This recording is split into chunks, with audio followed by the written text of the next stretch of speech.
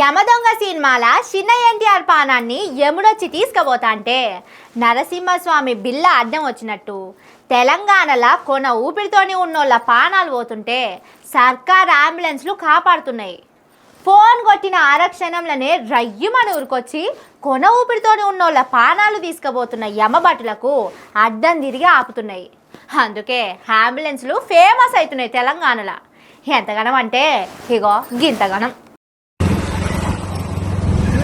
उनको सुपर पाड़ रहा है, उनको सुपर पाड़ रहे सर देवा उनको सुपर पाड़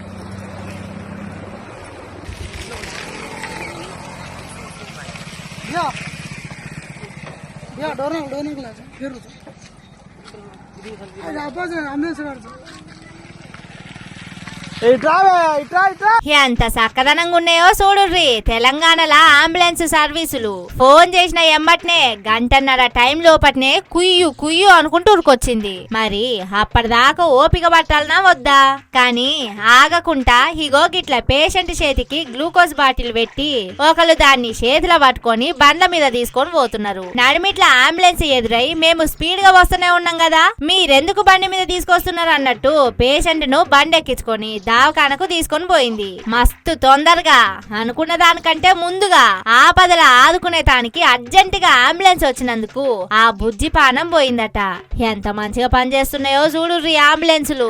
పోతున్న పానాలకు పగ్గాలు కట్టి కాపాడుతున్నాయి. కొన ఊపిరితోని ఉన్నోళ్లను కోలుకునేటట్టు చేస్తున్నాయి. మహబూబాబాద్ జిల్లా గార్ల మండలం రెడ్డిగూడెం అనే ఊర్లే హారిక అనే బుజ్జి బాత్రూమ్ లో గడిగే కెమికల్ తాగిందట. ఓర్ని గాశారం పాడుగాను. పెండ్లీడు పిల్ల పానాలు పోయేటట్టున్నాయి అని అంబులెన్స్ కి ఫోన్ చేస్తే గంటల కొద్దీ ఎదురు చూసినా కుయ్యి లేదు కయ్యి లేదట. అందుకే ఇగో గిట్ల బండి మీద ఎక్కించుకొని దవాఖానకి తీసుకుపోదామని చూసిండ్రు. కానీ అప్పటికే ఆలస్యమైంది. హారిక ప్రాణాలు అంబులెన్స్ ఆలస్యం హరించింది. అట్లున్నది మన కాంగ్రెస్ సర్కారు వైద్య రంగం. కోటి అంటే కోటి అంబులెన్స్లు వచ్చి వరుస కడుతున్నాయి. అంతా రేవంత్ రెడ్డి పాలన పుణ్యం.